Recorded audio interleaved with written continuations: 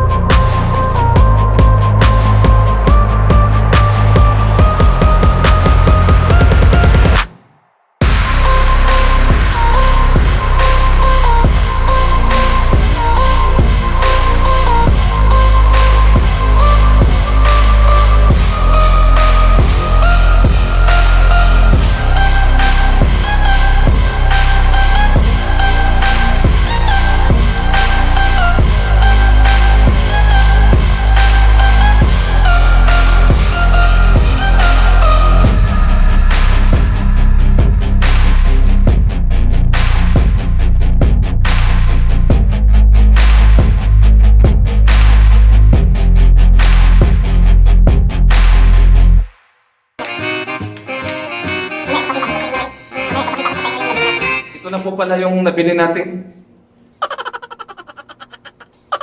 Pero hindi po ito yung nabili natin doon sa tindahan ng 5 real. Mamaya ipapakita ko sa inyo yung nabili natin. Ito guys, 5 real. Mga 65 pesos sa atin. Itong malunggay, 5 real din. Isa ka bukos. 5 real. Ito yung nabili natin guys sa Kamsa real o 5 real. Ito yung nabili natin guys sa everything is 5 real. Lahat po ng tinda nila guys, 5 real. Po, bubuksan na natin. Guys, ito na po yung nabili natin. 5 real po. Kawali. Sa medyo matibay naman. Sandok. Ito, 5 real din. May nabili tayong pamprito. 5 real. Meron na po tayong lalagyan ng asin.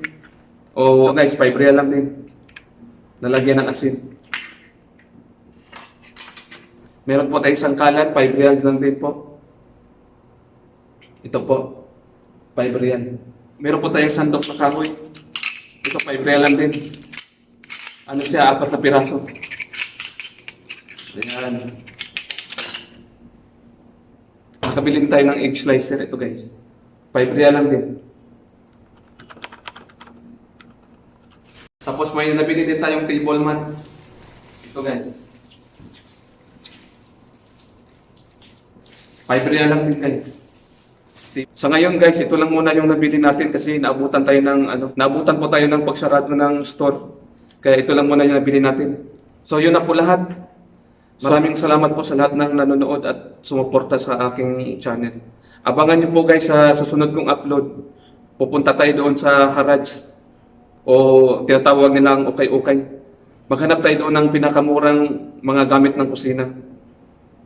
Abangan nyo guys sa susunod kong upload. Maraming salamat po sa inyong lahat.